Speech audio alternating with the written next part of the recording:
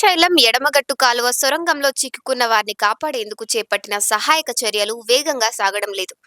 సహాయక బృందాలకు అడుగడుగునా అవాంతరాలు ఎదురవుతున్నాయి. టన్నెల్ పైకప్పు కూలిన ప్రమాద స్థలం చాలా దూరంలో ఉండటంతో శకలాలు, మట్టి దిబ్బలు, బురద తొలగింపు ప్రక్రియ ఇంకా ప్రారంభం కాలేదు.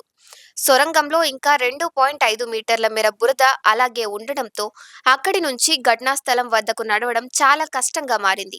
పైగా ఆదివారంతో పోల్చితే ఊటనీరు మరింత పెరిగింది. ఇప్పటికే నిమిషానికి దాదాపు 3,500 లీటర్ల చొప్పున నీరు ఉబికి వస్తూ ఉండటంతో నిల్వ పెరిగిపోతుంది.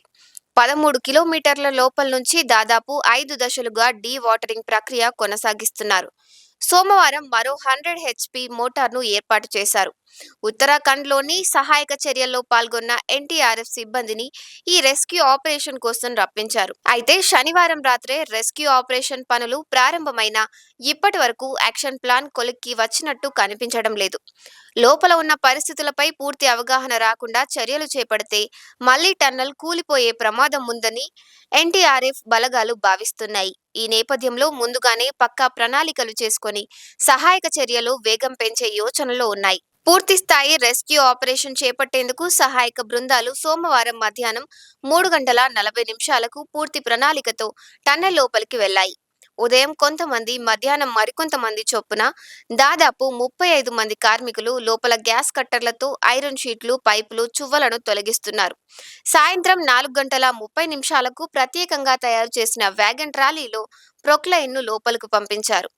సొరంగంలో టీబీఎం పనిచేస్తున్నప్పుడు వచ్చే మట్టి, రాళ్లను బయటకు తరలించేందుకు టన్నల్ పొడవునా కన్వేయర్ బెల్ట్ ఉంది. అయితే 2 సార్లు సొరంగంలో మట్టి దిబ్బలు కూలడంతో 2 కిలోమీటర్ల మేర కన్వేయర్ బెల్ట్ పూర్తిగా దెబ్బతిన్నది.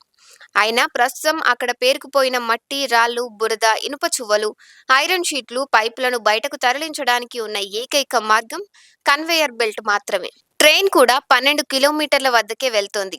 అక్కడి నుంచి బురద పేరుకుపోయింది. ప్రొక్లైనర్ వెళ్లినా బురద క్లియర్ కాకుండా పనులు చేపట్టే అవకాశం లేదని ఎన్టీఆర్ఎఫ్ నిపుణులు చెప్తున్నారు. సోమవారం అర్ధరాత్రి నుంచి మట్టి, రాళ్లు, బురద తొలగింపు ప్రక్రియ ప్రారంభమవుతుందని అన్నారు. కానీ ఖచ్చితంగా కన్వేయర్ బెల్ట్ పని చేస్తేనే ఇది సాధ్యమవుతుందని తెలుస్తోంది.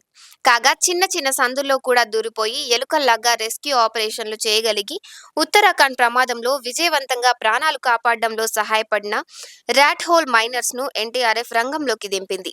అయితే ఇందుకోసం మట్టి దిబ్బల మధ్య గ్యాప్లను గుర్తించాల్సి ఉంటుంది.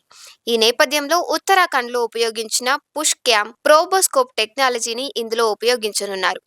దాదాపు ఉన్న చోటు నుంచి 100 నుంచి 150 మీటర్ల వరకు గ్యాప్లను గుర్తించి 360 డిగ్రీల వ్యూస్తో అటువైపు గ్యాప్ల పరిస్థితిని తెలుసుకునేందుకు ఈ విధానం ఉపయోగపడనుంది.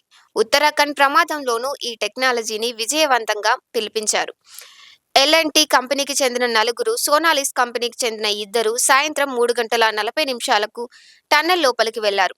వారు పరిస్థితిని అధ్యయనం చేసిన తర్వాతే ప్రణాళికను రచించనున్నారు. ఆదివారం మధ్యాహ్నం 1 గంటకు లోపలికి వెళ్లిన సహాయక బృందాలు రాత్రి 7 గంటల 30 నిమిషాలకు తిరిగి వచ్చాయి. ఆదివారం 12 గంటలకు లోపలికి వెళ్లిన మరో బృందం సోమవారం ఉదయం 7 గంటల 30 నిమిషాలకు తిరిగి వచ్చింది. సహాయక చర్యలు ప్రారంభమైనప్పటి నుంచి 7 సార్లు బృందాలు లోపలికి వెళ్లి బయటకు వచ్చాయి. సోమవారం ఉదయం 7 గంటల 30 నిమిషాలకు 16 మంది కార్మికులను లోపలికి తరలించారు. ఆ తర్వాత మధ్యాహ్నం 1 గంట 15 నిమిషాలకు మరో 15 మంది కార్మికుల బృందాన్ని తీసుకువెళ్లారు. ఉదయం 10 గంటలకు మంత్రి కోమటిరెడ్డి వెంకటరెడ్డి ఘటనా స్థలానికి చేరుకున్నారు. ఆయనతో పాటు మాజీ మంత్రి జనారెడ్డి, ఎమ్మెల్యేలు జైవీర్ రెడ్డి, బాలు నాయక్ వచ్చారు. పరిస్థితిని అధికారులతో సమీక్షించారు. రెస్క్యూ ఆపరేషన్ వేగం పెంచడానికి రాబిన్ కంపెనీ ప్రతినిధులతో మాట్లాడి అమెరికా నుంచి నిపుణులను పిలిపించాలని సూచించారు. మధ్యాహ్నం 12 గంటల నుంచి ప్రొక్లైనర్ను లోపలికి తీసుకువెళ్లడానికి వీలుగా ట్రాలీ వ్యాగన్ చుట్టూ మరికొన్ని అమరికలు బిగించారు. సాయంత్రం 3 గంటల 40 నిమిషాలకు 26 మందితో కూడిన ఎన్డీఆర్ఎఫ్, ఎస్డీఆర్ఎఫ్, జియోలాజిస్ట్, ఎల్&టీ, సోనాలిస్ కంపెనీ ప్రతినిధులను బృందం లోపలికి పంపించింది. సాయంత్రం 4 గంటల 20 నిమిషాలకు ట్రైన్ ట్రాలీపై ప్రొక్లైనర్, జనరేటర్ను లోపలికి పంపించారు. ప్రస్తుతం టన్నెల్ లోపల 12 కిలోమీటర్ల వరకు ట్రైన్ వెళ్తోంది. ఆ తర్వాత మొత్తం తడకలు థర్మాకోల్ తెప్పల సహాయంతో ముందుకు వెళ్లాల్సి ఉంటుంది.